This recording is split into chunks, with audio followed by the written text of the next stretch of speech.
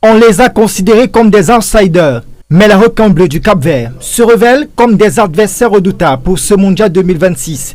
Pour sa première participation à une phase finale de Coupe du Monde, la sélection insulaire a décroché un match nul historique face à l'Espagne, champion d'Europe en titre. Un résultat qui permet aux requins bleus de poursuivre leur rêve américain. Personne ne pouvait miser un seul copain sur la prestation de Cap-Vert contre l'Espagne et de savoir qu'à la fin de la rencontre, les deux sélections seraient en score de parité. Donc pour le Cap-Vert, la moitié du chemin est acquis. Maintenant, ça sert de motivation pour trouver l'angle du discours qui va faire continuer dans la compétition.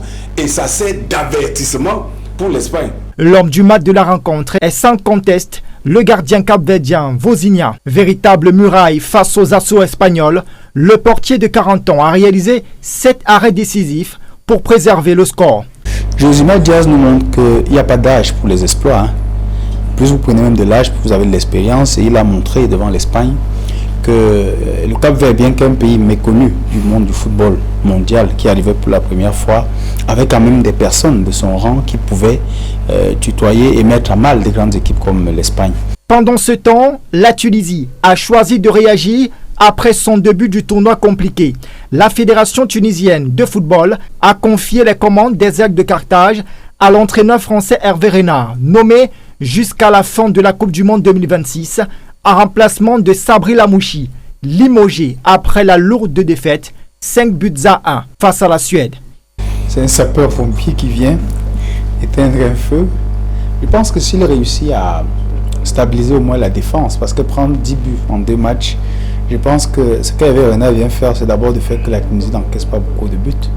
Maintenant, lui demander de gagner, je pense qu'il peut aussi le faire, mais c'est la chose la plus difficile à faire pour le moment. Technicien reconnu sur le continent africain, Hervé Renard s'apprête à diriger sa 5e sélection africaine après la Zambie, la Côte d'Ivoire, le Maroc et l'Angola. Il participera également à sa 3e Coupe du Monde en tant que sélectionneur après l'édition de 2018 avec le Maroc et 2022 avec l'Arabie Saoudite. Enfin, la Coupe du Monde continue d'alimenter les débats hors des terrains. 13 fédérations nationales, parmi lesquelles celles du Cap-Vert, du Congo, du Maroc, de la Tunisie, de l'Algérie, du Sénégal et de la Côte d'Ivoire, ont publié un communiqué conjoint pour dénoncer les récents propos du président de l'UEFA, Alexander Seferin. Les signataires reprochent au patron du football européen d'avoir minimisé l'intérêt de certaines rencontres de ce mondial à 48 équipes. Dans leur déclaration, les fédérations rappellent que l'élargissement de la compétition offre à de nouvelles nations l'opportunité de s'exprimer au plus haut niveau et de contribuer au rayonnement mondial du football.